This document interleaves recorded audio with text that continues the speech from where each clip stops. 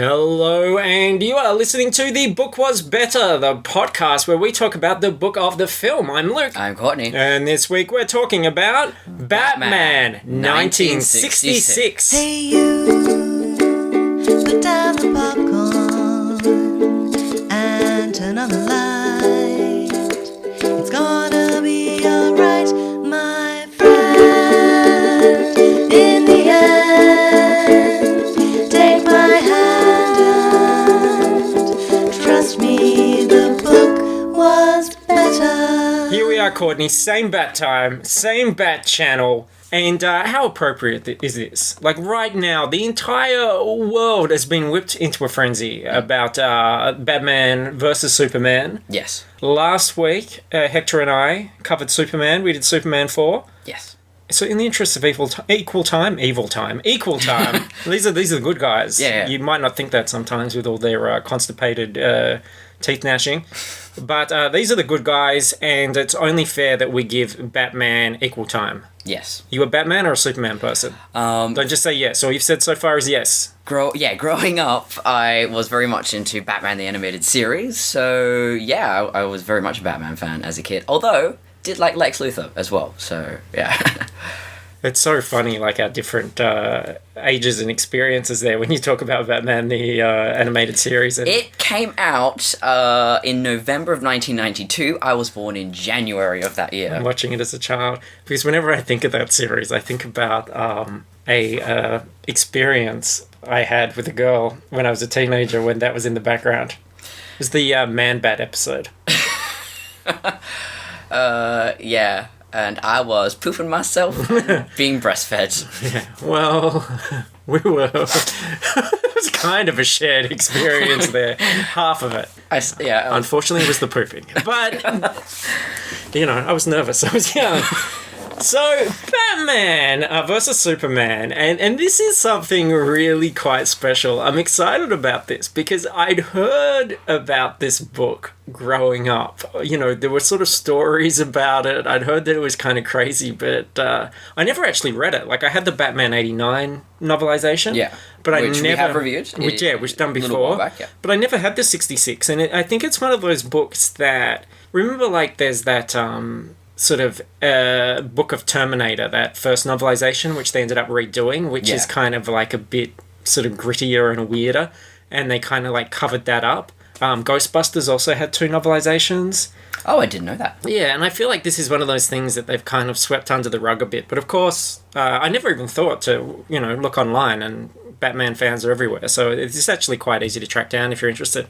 But what makes this one really unique, and what got me really excited about it, is it wasn't actually written in the 60s. This came out in the late 80s. Yeah, because you told me about this, and I went, hang on, that doesn't make sense. No, this was because, you weren't even around at that time, but the world was gripped with Batmania. I mean, there was Batman everything. I had about 5 Batman t-shirts. That's when I read all the books. I've heard about this time referenced with great nostalgia. Like, Kevin Smith talks about how monumental this movie was, and I kind of wish I was there for that, because nowadays, I mean... When I was a young kid, there was X-Men, there was Spider-Man, the cartoons and the movie, so I've always had superheroes around. Yeah, no, this was definitely a turning point, and I think everybody had a Batman something. Like, you would see that logo around all the time, and it became like a way for all those famous graphic novels and things to really get revitalized as well. Like, that's when I read Killing Joke for the first time. That's when I read Dark Knight for the first time. Everybody was very hungry for Batman stuff, but of course, the only other movie at that time was 1966. Yeah, which is quite a different film altogether. Yeah, but they still brought out this book, I guess, to sort of cash in on that kind of nostalgia. But their choice of author is what I really love here. And I know it sounds like batshit insane, but think about this. Frank Miller Now, he wrote Dark Knight Returns. He was one of those people that brought back this idea of a darker Batman. And when did Dark Knight Returns come out? Mid-80s, earlier, I'm not sure. I feel like 86, 85, 86. Yeah. Watchmen's 85. But so don't forget that he's also somebody who at this point in his career is just starting to really play around with Hollywood as well. He wrote the screenplay for RoboCop 2. Which is great. Yeah, so he's doing all these sorts of things. So, they give Frank a shot. And Frank's not known for his prose. His characters tend to talk in, like, sort of short, sharp sentences and things. But, and it's just such a kind of perverse juxtaposition of this idea of Frank Miller and that kind of tongue-in-cheek humor of 66. Yeah. I just couldn't resist. Oh, it's brilliant. The combination is magical. It is. Like, yeah, he definitely puts a bit of his own spin on the Batman story, and that's not uncommon. We'll see with, like, someone like Peter David when he does a novelization. Because he knows all about those comic characters, he'll tend to put in more backstory and references. Yeah, his Fantastic Fours, which we have covered, they're actually quite good. Yeah, than actually is in the thing. So, Frank Miller, author of Dark Knight Returns, Sin City, 300, RoboCop 2 screenplay. Of course, later on he would write and direct The Spirit. Less said about that. I don't know if there's a novelization for that. Must be. There probably is. But if not, hey, I did an episode of ScarJo A Go-Go about The Spirit. You can get all my thoughts on that. Just find that on fruitlessproduce.com. Look at me plugging away. Yeah, it's only the beginning of the podcast. I know, and I'm excited. Shall we do this? Yeah, let's get into it. All right, so let's get into the beginning. Frank Miller's Batman 1966. Let's see how old crazy Frank does, because Frank is a nut. Yeah, we will. By the time we finish this podcast, you will realize just how batshit insane he is. Yeah, because he's got, and that's, this was the 80s. He was relatively mild by comparison to how he is now. Now he don't give a shit. This is before Holy Terror. But let's see how we go. So, when we get the call, we're cruising the hills. Brand new convertible, top down, breeze whipping our hair. For Dick, it's nothing but a Sunday afternoon drive. You can see it in his eyes, the kind of foolish, goofball excitement that's reserved for the young. He says the country air brings him peace. Peace, I laugh. I forgot that word 3 decades ago when everything I ever loved was taken in a second. The sun makes me pray for darkness and shadows. My jacket itches, my $100 tie feels tight around my throat. This is not my suit. This is not my car. It is a lie. A facade. So, the distress call is a blessing. I floor it to the manor. Alfred, good, old, trusty Alfred, is waiting in the garden, shielding Aunt Harriet from the sun. But also the truth. Whole city has become a cesspool of crime, corruption, and filth, and here's old Aunt Harriet picking up petunias. It almost breaks my goddamn heart. She might be somebody's aunt, but she isn't mine. Figure it's smart to keep a dame around so as not to raise suspicion. 3 men, Alfred, the boy, and I are living in a fancy mansion together. People might talk. And when folks get too talkative, I start punching. Yes! Whoa. He doesn't hold back, does he? He's pretty desperate to get straight into this thing and give it a little bit. Remember, the film wasn't easy to get, was it? No, not for a long time. I mean, nowadays it's very easy, but yeah. Yeah, well, I think now the rights have happened where it's actually available. So I feel like he was almost just playing around, relying on people's, like, memories of it. It's not something you could just go and go, hang on, does that all match up? Yeah, because they never actually put that on VHS, did they? It's out now. It's on DVD, the rights have been secured. I did watch it for this, and this is all exactly what happened. So that's something that he has done, which I do appreciate, and that's seems to be the rule all the time with novelizations. The dialogue is exactly from the film. Yeah, I find this really enjoyable. Just taking this really camp show and writing it, well, Frank Miller writing it as only he knows how to. But Aunt Harriet, so she is in the comics, but she's mostly from the 60s series, and I kind of think it makes sense. She makes sense as a character, because I always thought it's a little too convenient that when both Batman and Robin are orphaned, they both have absolutely no one else in their lives, no relatives, no family, friends, nothing. I feel like he shut himself off from the world, though. I mean, he needs to do that in order to keep this secret identity. He can't let anybody too close. But, look, Aunt Harriet, she's a good shit. Like, we may as well have her around. Yeah. So someone's got to make dessert, right? Well, you've got Alfred, so... Yeah, but Alfred's like, he's doing the mains on the entree. So, look, the reason they rush back to the manor, there's a yacht in trouble, apparently. So, a transformation takes place. I quite enjoyed the alternating line with these short, sharp sentences. It's quite fun. It makes a good rhythm. Shakespeare's neck cracks open like a Pez dispenser. Don't do the American. Yes, No, I am vengeance. don't do the I am the knight. We got a long road ahead, and it's gonna murder me. Can I be Chav Batman? No. What other accents? No, okay. Anyway, Shakespeare's neck cracks open like a Pez dispenser. A button press and the faux bookcase slides into the wall. There's no time for bards or books. Dick and I grapple twin poles that descend into the caverns below.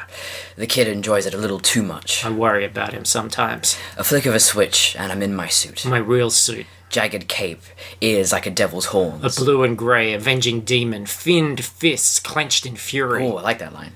Dick is festooned in green, red, and gold. The yang in my yin. But beneath his black mask, the once frivolous eyes find a focus and resolve. Good little soldier. My car, my real car, all darkness and angles, growls its hello. This is my home. Maybe we should read the whole thing like this. Yeah. Together. Team up. Like the dynamic duo. Yeah. Yeah. I likes being Batman. Oh, shit, son. I'm too old to be Robin, but I'm going to give it my best. You can be Nightwing, the best character in the DC universe. Yeah, he's a little bit harsh on poor old Dick at times here, and that was something in Dark Knight Returns. Bit hard on Dick. Yeah, there's always that little thing about yeah. Well, that's what I was going to ask. Was male Robin in any of Frank Miller's stuff? Because I know there's Kerry Kelly. He's in the Dark Knight Strikes Back. He's actually the villain. Oh. So the good Robin went bad, and there's a kind of homophobic thing that happens about him, like this idea maybe... I mean, look, I've only read it a long time ago, but I think this idea that he's sort of obsessed with Batman a bit, and Batman thinks he's like a bit of a pansy, so it's just quite uncomfortable. It sounds very Frank Miller.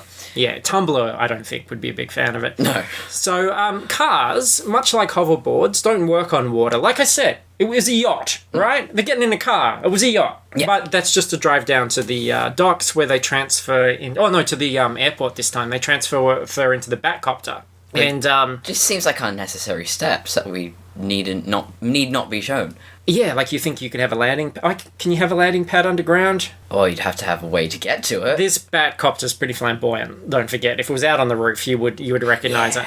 This is how Miller justifies all this craziness. The copter's wings jut out like the leathery terrors of the beast of my Genesis. That's a really good line, too.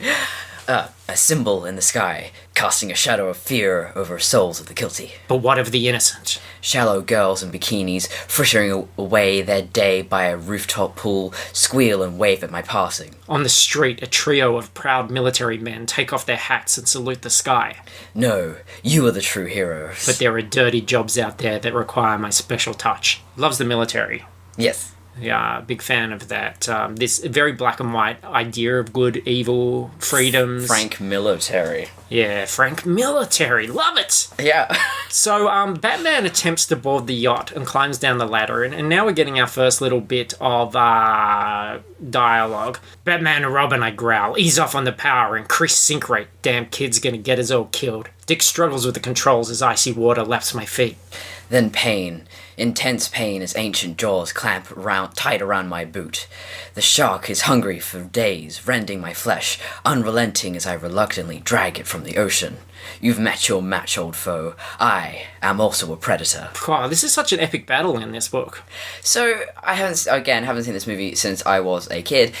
I can't believe that Batman is fighting a shark in the first act. I remember being so revolted by this movie because I saw it as a kid and it never really held my attention. I wasn't interested in Batman as a kid. I thought it was all silly, and it was silly. It was deliberately silly. But then I watched this again. I remember it being on TV or something during this 89 time. And I started watching it, and I was just horrified. Like, I was offended. I was like, you can't do this. Now I enjoy it for what it is. Like, it's a very funny, tongue-in-cheek film. I liked a lot of campy 60s shows as a kid. I liked The Monkees and The Addams Family, Batman. But it's that sort of thing that I've been talking about this in relation to Batman v Superman. I've been talking about it in relation to a lot of superhero films and things that, or even not just superhero, things like Ghostbusters as well, where fans feel really insecure about the things they like. Like, they love Batman.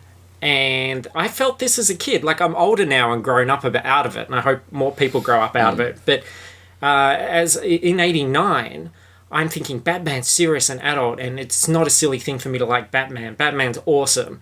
And then when stuff like this came on, I felt embarrassed, and I hated it, because I was like, now people are going to think that I like this sort of stuff, or that this is Batman, and they're going to be dismissive of Batman, and I want them to know that Batman's awesome, and that's not what he's like. When I was a teenager, I too was like, oh, this is beneath me. Yeah, and I think a lot of, unfortunately, adults are like that now about their films and stuff, where they're like, you can't do this with Ghostbusters, now everyone's going to think I'm a big baby for liking Ghostbusters, and it's like, no, it's fine, just fucking no one cares that much about what you like or what you don't like. And plus, now there's such a huge scale, there are bronies and stuff out there, so it's all fine. Like, you liking Batman and Batman also being on a pair of Kid Super Friends underpants shouldn't make you feel nervous. What's that? Brave and the Bold. Batman Brave and the Bold is actually a really great hybrid of that really cheesy 60s series, but also Batman himself takes himself seriously. It's all grim and gritty. Well, Batman takes himself seriously in this as well. It's just Silver Age Batman, and I like that. Things can be silly, but as long as the character 100% believes in what they're doing, I think it's fine. Did this Batman ever team up with Superman in any capacity? No idea. I don't think so. That would have been cool. I don't think there was a 60s Superman, was there? I don't know. It would be the opposite of Batman vs. Superman that we have now. So both of them are grim and gritty and angsty. So you'd get two 60s versions of these characters, and they'd be all, cheesy and brightly coloured. Yeah, anyway, getting off track. We're off track because Batman is beating up a shark. He's beating the shit. Why are we diverging from this? Out of a shark. Blow upon blow rain down on its pointed head. It grins slickly, sickeningly as I try to punch its beady black eyes back into its skull. It won't give up. Hand me down. I gasp between bites. The shark repellent bat spray. Dick does what he's told, tearing it from its perch and climbing down the ladder. He hangs upside down by stockinged legs, his lithe figure giving away his history as an acrobat. Good Dick. Good soldier. He passes me the can. Without hesitating, I spray it into that ugly maw. I couldn't tell you all the ingredients. I just know they're all nasty. The shark's face disintegrates as it drops helplessly into the ocean and explodes. There's nothing but shark chunks. Always be prepared, Bruce. I hear the echo of my father's voice. I shudder at the irony. Nothing could have prepared him for what happened in that alley. really preoccupied with the parent's death. Now, all the time. I did look at the original script for this film, and later on in the press conference, Bruce does talk about his parents dying. Oh, yeah. He uses that as an explanation for why he wears the costume. And that was never mentioned in the 60s series. And unfortunately, I watched the movie while looking at the script. It cut that out.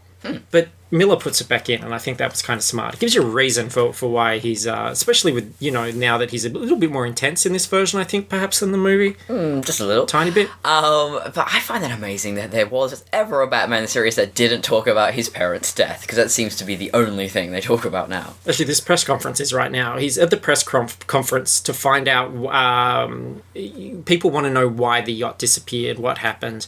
Turns out that it belonged to an inventor from Schlepp's research laboratory called, I think his name's Commander Schmidlap.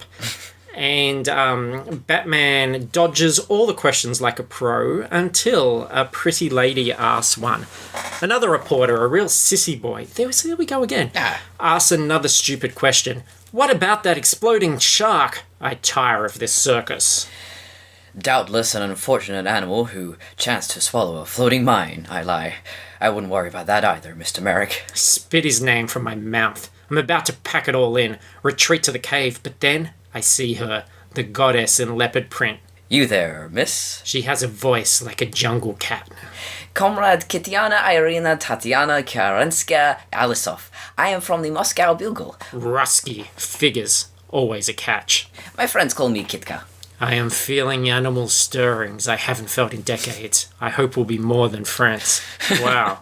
He's got a libido, this Batman, which I quite like. Yeah, I know what's the 60s. I noticed that when I'm actually doing the Batman dialogue, I can't help but do a bit of an Adam West, but on the inside, Yeah. yeah. I don't know. I don't feel like Miller was thinking that closely about Adam West. I really feel like Miller is so set in his ways about what Batman is and means. When you say shark repellent spray, you can't say it any other way. It's a kind of different thing coming through. So once the press leave Batman, he reveals to Commissioner Gordon that the yacht was actually a decoy, and the real yacht and the inventor Schmidlap have been abducted. So they go to a monitor to check out which supervillains are currently not in prison. So you can do the voices, I'll fill in the rest. All right. My stomach lurches. A purple top hat rests rakishly above a fat face. A cigarette poised by a shrewd grin and long nose. The Penguin. My voice is barely a whisper. Jim can't control his rage. That pompous waddling master of foul play, maestro of a million criminal umbrellas. Oh, Gordon's gonna give himself a heart attack. The screen flashes to reveal a twisted grin etched into a ghost white face, cruel mocking eyes beneath grass green hair. The Joker. Gasps Robin. Dick's no stranger to clowns. O'Hara is grim. Devilish clown prince of crime. I wish I had a nickel for every time he's baffled us. Next is a masked man, pompous in his tight green leotard. Goddamn sicko. Gordon shudders. What? The Riddler loose too? I know this freak too well. So it seems. I add. Loose to plague us all with his criminal conundrums. And the final picture? A sleek black bodysuit and pointed ears, tempting good men with effeminate wiles. Dick states the obvious. Gosh, and the Catwoman? Looks like I'm gonna get a workout tonight. Fuck. And look, and this is my favourite bit because I feel like this is almost where the struggle comes in. I remember this is the other bit that really upset me as a kid. I think this is the bit where I stopped watching. But it's actually kind of brilliant. And Miller deals with it in an interesting way. So this is the detective work. He's the Dark Knight detective, right? This is how the group of them, I guess, put their heads together and figure out that all these guys are actually involved. Yes. Could be any one of them, Batman. Gordon is perplexed. But which one? Which ones? I can't ditch the thought of that exploding shark. Pretty fishy what happened to me on that ladder. I ponder. Gordon sparks to life. You mean, where there's a fish, there could be a penguin? Damn it, Jim. Brilliant. You never miss a beat. But wait. Adds Robin. It happened at sea. Sea? Sea, for Catwoman. Dick, you'll be a detective yet. But that exploding shark was pulling my leg. I insist. The meat on my calf is still raw, shredded. No time for medical attention. Crime never waits. The Joker. Gasps Gordon. He's done it again. O'Hara is aghast. It all adds up to a grisly, sinister Riddler. Sweet Jesus, Jim, you have trained your men well. So, yeah, these guys are onto it. They fully understand what's happening here. And then, kind of a turning point here, because in the film, there's a few scenes where the villains take centre stage. Like, you see them all doing their buffoonery and infighting a lot. They're in this lair on the docks, and their henchmen are all pirates. But one of them is called Bluebeard. Oh, the pirates, that's, interesting things happen with them at some point. And Batman, of course, isn't present in those scenes. And that is really the trap of writing something in first person. I remember Grease, it was written from the perspective of one of Danny's friends. Oh, okay. So, like, when the Teen Angel dream happens, or the Teen Angel scene happens... the girl comes back to the group and goes, the other night I had this crazy dream. This thing happened and this guy came in and he called himself the Teen Angel. And she retells it. And there's another conversation that he's not present for, which he overhears outside the girl's bathroom. So Miller, however, just has no interest in those scenes at all. He's determined to stick to Batman. So he pretty much skips over them. And the amazing thing is, when you don't have them, the story doesn't make any less sense. Is there any comics character other than Batman that he cares about? I didn't think so. So he skips over them all to really just focus on the goddamn bat. In fact, all he says is this. Later, details would emerge. The whereabouts of their lair, the nature of their twisted plot. I'll spare you the crap. I don't empathise with criminals. So, yeah, it's almost like to hear their side of the story is going to make us, feel That's a point. engaged with them, and he doesn't want that. These are scum that are to be beaten out of existence. I find that Frank Miller, because he's so against the kitschy cheesiness, that he actually goes around and comes back to it. He goes so dark and angsty and machismo. Yeah. And no sense of irony whatsoever. And in the cave, back in the Bat Cave, we return to Batman and Robin. They process a photo that the Batcopter took of the yacht. Dick works the computer. He's better at the keys. He has feminine hands. Again, he's really focused on this. My own scarred knuckles resemble a roadmap of hell. They're itching right now, screaming to punch out a penguin. He's just jealous of our beautiful hands. He's more of a fighter, isn't he, than anything else. And when the photo is developed, the yacht is gone, disappeared like pearls down a sewer. Actually, that's worth pointing out, is that Frank Miller's Batman is not a detective, really, at all. He just punches things. He's more like Superman, really. So they realise a buoy in the water must be a projector, so they go to investigate it. Now, I'm saying buoy. Americans might say buoy, because you guys are fucking insane. Buoy, short for buoyant, because it floats. A buoy is not a thing that people who are literate say. So when we're talking about a buoy here, we're talking about the thing floating in the water. It is buoyant. It has buoyancy. The bat boat, Dick calls it. It figures it's something. It figures it's something he'd come up with. All these crazy names reek of Dick. Is that almost a little bit of unintentional comedy corner? Not quite. It's almost. It's almost. Yeah. So look. Even the most benign dialogue is given somewhat of a fervour by Miller. I really feel like he injects some life into this. Dick says, "If that ship was just a mirage, what happened to the real one? Taken to some secret hideaway." I shudder. "With every soul aboard but one." Dick almost chokes. "Commander Schmidlap." Leathery wings flap in my mind's eye. The ancient beast in the cave. Fear. Vengeance. You've taken it too far this time, Joker. One day you'll force me to cross that line. Force me to end it. Squeezing the life from your throat. Batman, oh my God. Look, it's just a yacht. It's just a prank. It's the Joker pulling another one of his boners. No. It's a prank, bro. Yeah, God. But that's the thing. That Batman, he's always he knows he could just blink the Joker out of existence and he would stop him from killing again, but he can't do that, and that is a struggle. As they examine the buoy, the bad guys approach in a submarine. Batman sees the periscope, and they are suddenly stuck to the buoy. Holy glue plot! What's going on? Dick is alert, erect. Is that... That's definitely... Do you think? Yes. Getting it, skirting the line. Put it. The fiends! I spit through gritted teeth. Sorry, I took your line. The fiends! I spit through gritted teeth. They've converted this buoy into a giant magnet. It's got used by it's got us by the metallic objects we're wearing. Let's just bring it out to the listener. We can't read.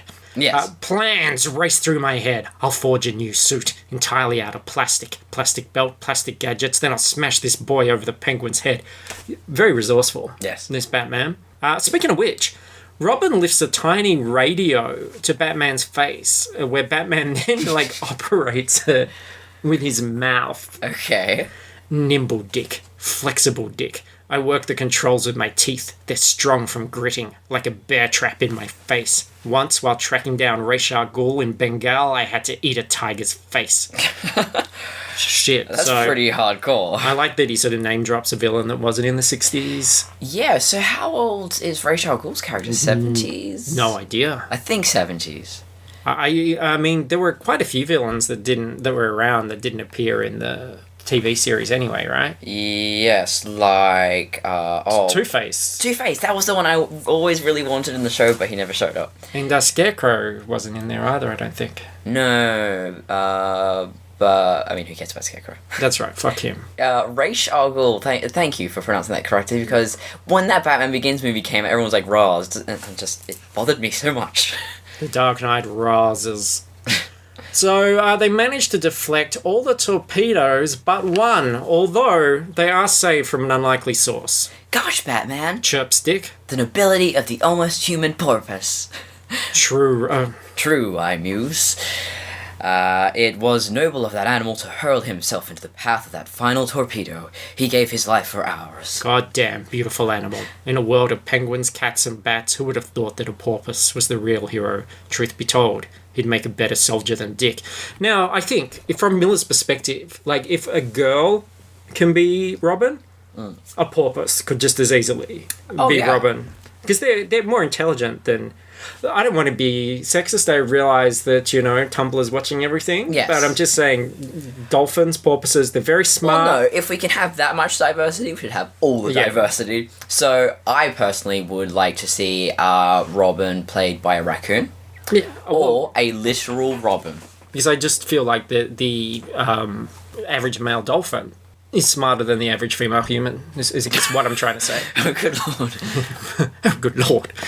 One a bit Jarvis there. I'm kidding. Batman does some detective work with the Pentagon, and he learns that the submarine was bought by a P.N. Gwyn. Gee, who could that be? The Penguin. Dick ejaculates. That's Do you think definitely that's one? That is definitely. I'm not so sure. I don't know if that's the thing. Whenever we do a Batman, look, let's be honest. Like when we did Batman Forever and stuff in the past, you start to like make jokes about every time Dick's mentioned, and it's puerile because I don't think a lot of these things are intentional.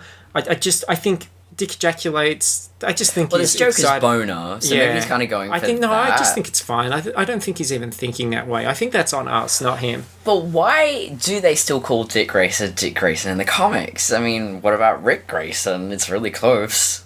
Yeah. What about Steve Grayson? That's not a nickname for Richard. No, but it's better than Dick ejaculating everywhere.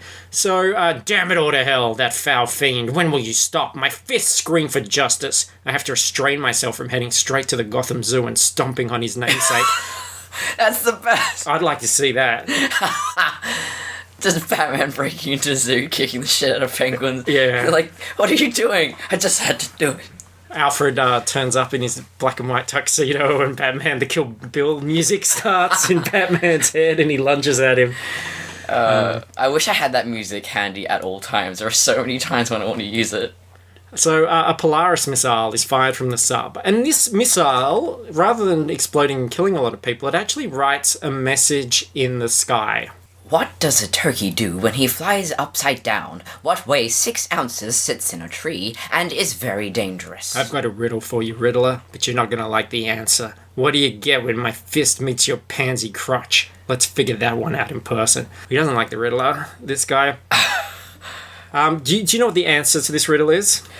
I didn't actually really think about it. Okay, so turkey flies upside down, it gobbles up. Oh. And what sits in a tree and is very dangerous and weighs 6 ounces is a sparrow with a machine gun. Okay. So they go, well, what would gobble up a bird in a tree? So they put the two together. A cat. So this whole riddle is showing that Catwoman is definitely involved in this thing, which they already figured out before anyway. That's so dumb.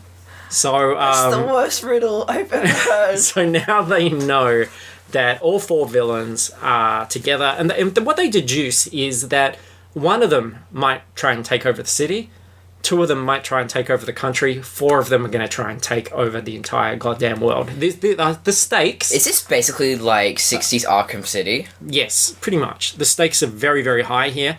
More detective work at the Batcave, but this is interrupted by a visit from Kitka. Remember Kitka, our Russian friend, who wants to see Bruce Wayne about some odd riddles that she received. She received some riddles that were written on Wayne stationery, so she wants some answers. There she is, the goddess, heaven sent, the perfect woman, not like those shallow rooftop giggleheads in their swimwear or the obscene whores of Gotham slums. She smells like hope, forgiveness. God, way to put the pussy on a pedestal, Bruce. Yeah. In the pussy wing of the mansion, all these lines of pedestals. And for once, it is a character who is not portrayed as a whore, like in most of Frank Miller's work. Yes, but wait.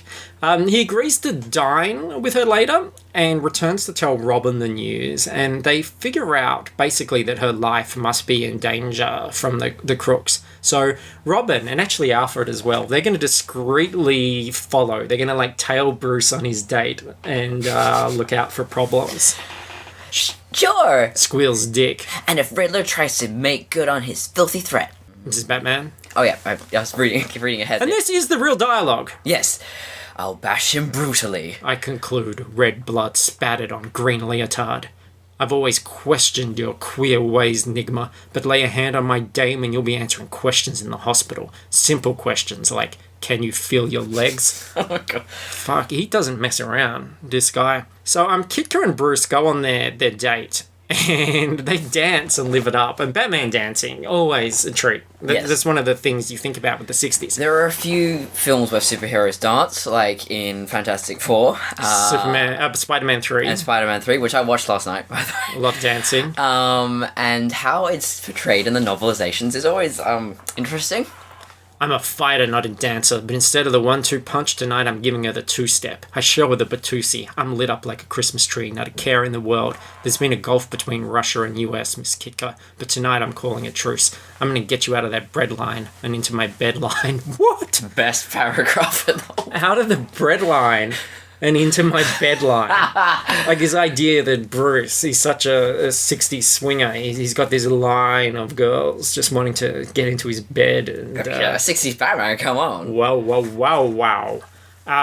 Even Robin, like, he feels the heat from this little pairing here and decides to be a little more discreet while tailing them. Dick knows it's not wise to cock block me, not unless he wants to block a flurry of punches to his own tiny cock. Now, I gotta admit, I wasn't expecting that. No, that's... From the 60s. But I guess, this came out in the late 80s, he was writing, like, Robocop 2 at the time. But yeah, you can imagine all these things would sort of bleed together and then you would be a little bit looser.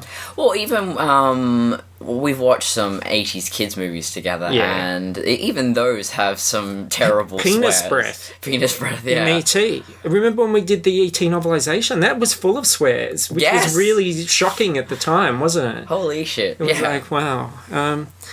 So, when did we do that?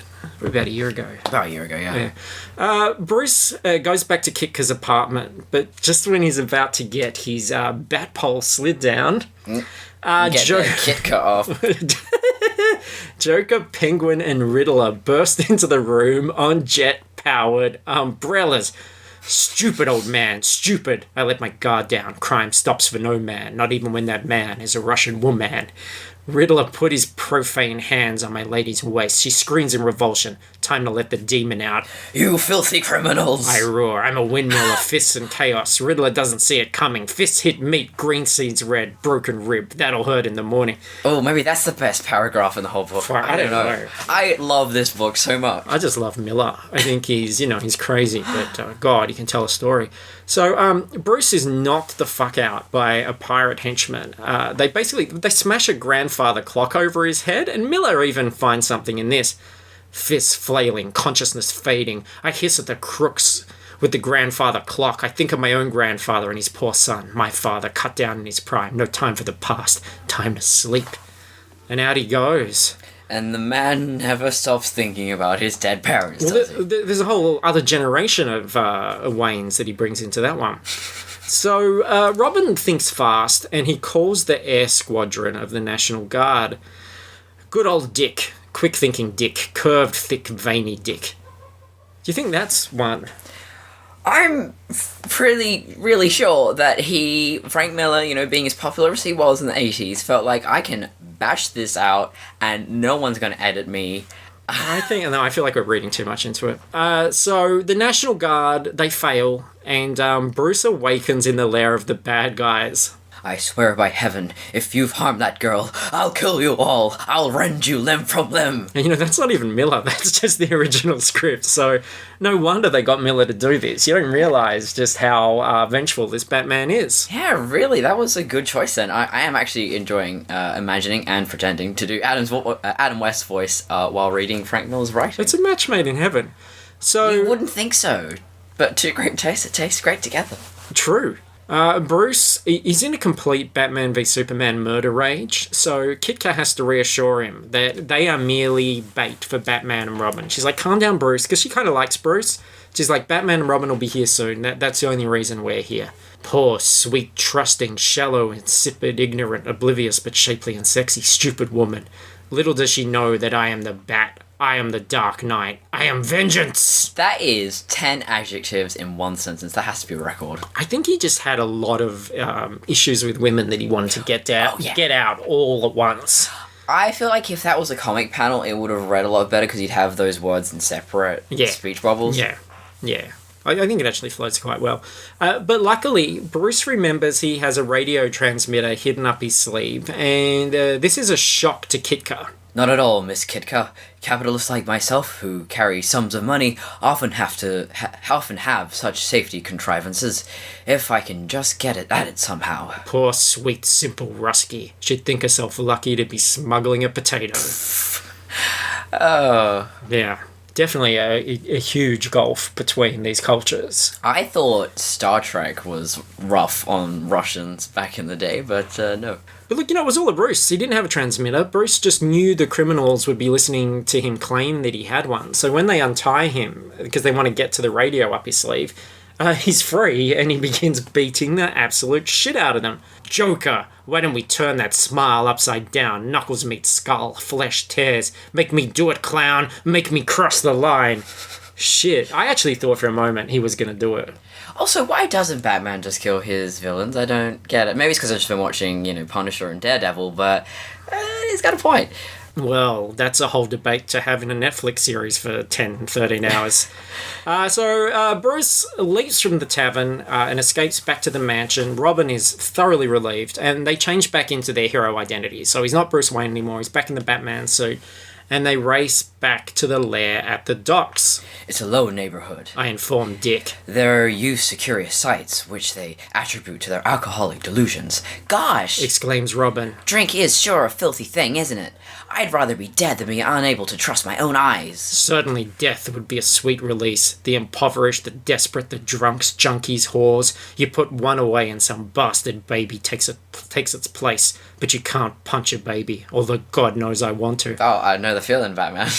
Look, I understand that he doesn't like cats, he doesn't like penguins, but I didn't know he had a thing for babies as well. I guess because he can't, really... I don't know, I guess in the comics he had a kid, but I always find that to be but Damian Wayne was an asshole. Yeah, fuck him. So, Batman finds a giant bomb waiting for him and runs around trying to dispose of it, but can't. And this is a meme. You've seen the pictures of Batman with the bomb. Very excited to see this come up in the movie. He's trying to throw it in all these places, but everywhere he looks... I want to read this paragraph, can I? All right. Children, not much older than I was, that fateful day when everything was wrenched away from me. Nuns, tempting because they kind of look like penguins, but who else can protect my mortal soul if it's not already damned to hell anyway? Salvation Army, damn, I seek salvation, and I have a high regard for the army. Protecting our freedoms. Thank you for your service, brothers. Some days, it's hard to get rid of a bomb. He's so conflicted, isn't he? All these, conflicting emotions just all over the place. Yeah, really getting into his mind in that moment. Batman manages to throw the bomb in the water, but stomach growls, churns, the beast hungers, haven't eaten for hours now. I scream for sustenance, my body craves hamburger, pizza, hot dogs, so that the Dark Knight can rise again. So, holy shit, America. Even in this 60s book about Batman... Can't get away from it. America gives us the holy trinity of the only three foods that they eat. So what was this in the show, the movie? Because this felt out of context. That just seemed random. I don't know, maybe Miller was hungry when he was writing this part. Could be. Yeah. Yeah. I don't know, you get in the mind of the characters, you talk about all the emotions and everything they're feeling. Hunger is a very valid thing for a character to be feeling, and... well, he did just get rid of a bomb. It makes sense that I feel like there's always... It's almost like subliminal advertising in these books, because you read them and you go, I want to buy a hot dog. And they also glorify what are essentially tubes of pig faces and anuses, so that people think that they're a mighty freedom-loving food and will rush out to buy one next time they see a filthy vendor on the street. So the Penguin pretends to be Commander Schmidlap, but Batman and Robin totally see through his brazen bullshit disguise. So they gas him and take him back to the cave to be checked by the anti-crime eye checker. They're going to look in his eyes, do the retinal thing, and find out if he's the Penguin or not. Sure. And Penguin awakes in the cave And he's sort of going along with it, and he says, look, can I have a glass of water, though? Help yourself, Commander. I proffer. Slake your thirst. You'll have worse than a dry throat when we're through with you. I consider these words. Did that sound queer? That sounded a little queer. Sometimes I want to punch myself in the mouth. So he's even struggling with his own identity there. This is a really conflicted Batman. I think that's maybe why he put so much shade on Robin and the Riddler, is because he's feeling a few little things himself.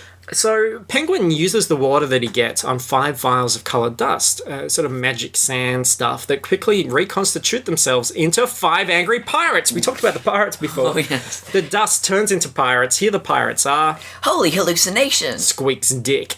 I wish it were, Robin. It's not. It's 5 dehydrated pirates. Rehydrated. At least I hope that's what it is. Truth be told, I hallucinate a lot. Ancient bat demons, falling pearls, grim dystopian visions of the future. Christ, I barely know who I am anymore. He's on the edge of insanity. Always, this Batman. And that's what I love about Miller's Batman. He's always just there. And then Batman murders them all. You can read this. One punch, and he explodes. Like a pirate balloon. There, and he's gone. No blood. Such a goddamn pity. Fuck you, pirates. I'll murder you all. Again, wasn't expecting the F word, but I just watched The Fifth Wave, Chloe Grace Moretz's young adult. That had fucking in it, fuck words. It had fucking in it with how old are they? Sorry, she's legal now. Oh, okay. I watched it in good conscience. And I knew Batman. So clowns, penguins, cats, babies. And now pirates. Add that to the list of people that Batman just cannot fucking stand. He hates everyone. And, and that's definitive proof that the 66 Batman also killed. Those pirates aren't coming back. So, he was a murderer. So, if Batman in a current blockbuster occasionally accidentally kills some people, who cares?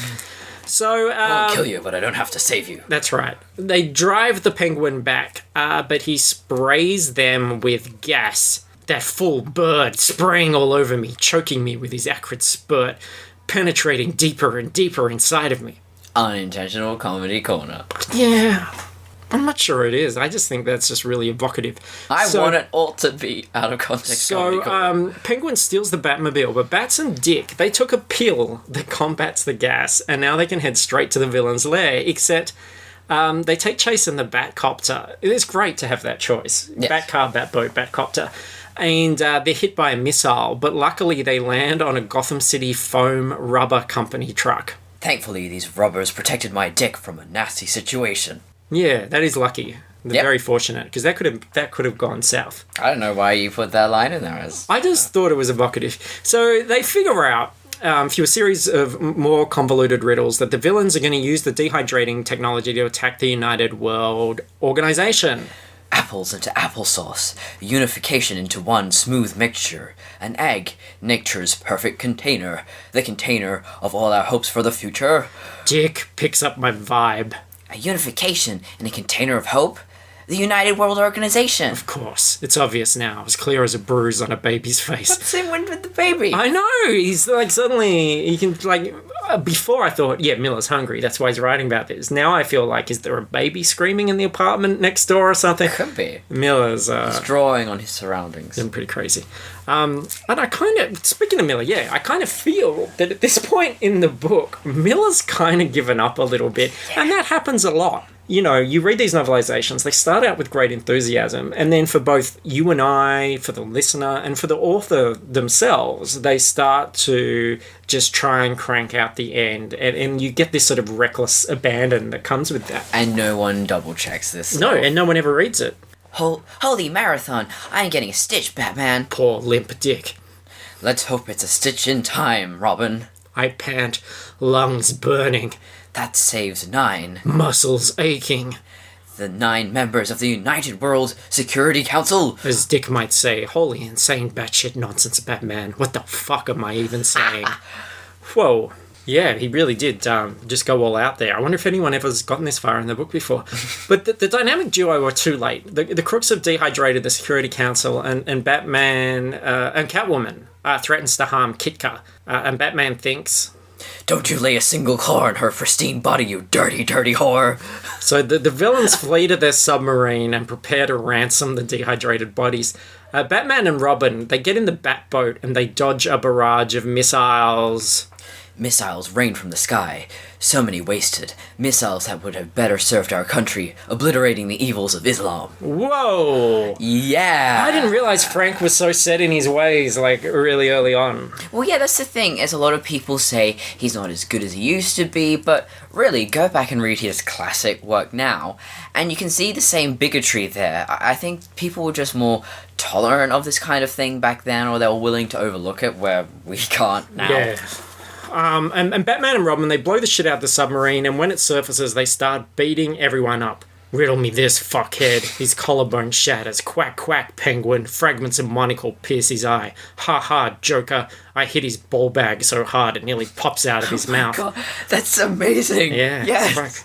Frank Miller is a genius. Yeah, he's made this book so much better. So only Catwoman is left, but in the battle her mask comes off, and I don't know if you saw this coming. Like, if you watch the movie, you know this really early on, but this is the great thing about it from Batman's perspective, is you think it's another character. But the mask comes off, and it reveals that Kitka is Catwoman! Holy heartbreak! Miss Kitka? Women. You give them everything, and how do they repay you? By ripping your goddamn heart straight out of your chest. This submarine stinks of betrayal. Time to face justice, whore! So, look, it wraps up very quickly. The bad guys are arrested. Commander Schmidlap is freed and back at the cave. Batman and Robin, victorious, rehydrate the council members, but they accidentally mix up all of their features. Yeah, I didn't remember this in the movie, so when I read that, I was thinking of this, disgusting kind of horror movie sort of thing. No, it's well, the end will explain it. Here we go. Yes. Jim looks flabbergasted. Everything's backwards. The Brit is yelling in Russian, the Frenchie in German, the once proud American sounds like a goddamn Chinaman. Dick starts probing. Who knew, Robin? What is it? Oh, who knows? Yeah, who knows, Robin? This strange mixing of minds may be the greatest single service ever performed for humanity. Dick isn't buying it. Let's go. But inconspicuously, through the window, with our bat ropes, our job is finished. We vanish into the night. What difference does it make anyway? Whole world's going to hell in a handbasket. Why should I give a shit? My mother's face was turned into chunks in an alley. My father had more holes than a Roman orgy. I'm a grown man who dresses like a bat, hides in a cave full of bat shit, and spends time lying to my friends and playing with my dick. I need to punch a poor person just to get hard. Fuck the Security Council, and fuck you too. Batman out! That is the best ending to any novelization we've ever reviewed. Whiz. Yes. Yeah, I can't... Yeah, Miller just got straight out of there like he did not give a damn. So that is Frank Miller's Batman 66. Quite incredible. I've got to ask, Courtney, was the book better? Hell yeah. Yeah, I think so too. I think this is actually a superbly written book. Because most of these things, these novelizations don't get experimental. It's very, A to Z, very straightforward and boring, really. I think it's a brilliant book by a very tuned-in, brilliant writer. Because it's only about 150 pages, but most of our things that we read are 150 pages, and it takes me ages because I keep having to stop, I get bored. I did this all in one sitting. Oh, you have to. It's just got that flow. So I did go on Amazon. There are a couple of reviews. I've just picked out two that I really liked. Here we go. Finally, somebody who understands the bat. Miller crafts a dark, gritty, mesmerizing vision that takes Batman 66 right back to its source. It grounds the events, resulting in a crime thriller that had me anxious to turn the next page. Best book I've ever read and easy to read while masturbating and imagining murdering somebody. What? Yeah. I escalated quickly. That's more of like a Goodreads review than Amazon, right? And last one. This is a good book about to Bartman. Bartman does the Bartman, and then he sees a penguin, and the penguin has gas. Everybody do the Bartman! Did you write that review? What? No. So, yeah. Excellent. Wow, Courtney, this is great. I really enjoyed this. Probably haven't, like we said before, actually, probably haven't been that surprised by a book since probably E.T. when we read that one. Yeah. About a year ago. That was the beginning of April, wasn't it? Yes. Around about that time? Yes. Very early in April? Yarp. Maybe the first. Yarp. Yeah. You know what? This is so off topic, but do you know what I hate? What do you hate? Frivolous lawsuits. Wait, you wearing Howard the Duck? Yeah, I am. Fuck you. Frivolous lawsuits. Like, imagine if someone said, I think it's kind of slanderous to put out that I said all these things and wrote all these things and all these hateful things when I didn't really. Like, imagine, like, someone like Frank Miller did that. Like, was just like, this is just shocking that someone would claim that I wrote and believe all these horrible things. So, luckily, in this world, we have parody and satire and those kind of laws protecting us, right? Yeah. Yeah. He doesn't actually believe these things, though. You can just look up any old article. Well, allegedly. I don't want to say anything. Hey, I did my research, man. So, yeah. I just mean I'm very glad that we have laws that not only protect us from vigilante heroism, like people like jumping in and beating you up, but giving you permanent brain damage, but not killing you. Except that things are a work of parody, satire, and fiction. Yes. And just intended as a bit of a lark, and not meant to defame or diminish the great legacy of certain authors. Yes. Excellent. Mm-hmm. Well, that was a lot of fun. Yes. We should do this again next year. So everybody, thanks for listening.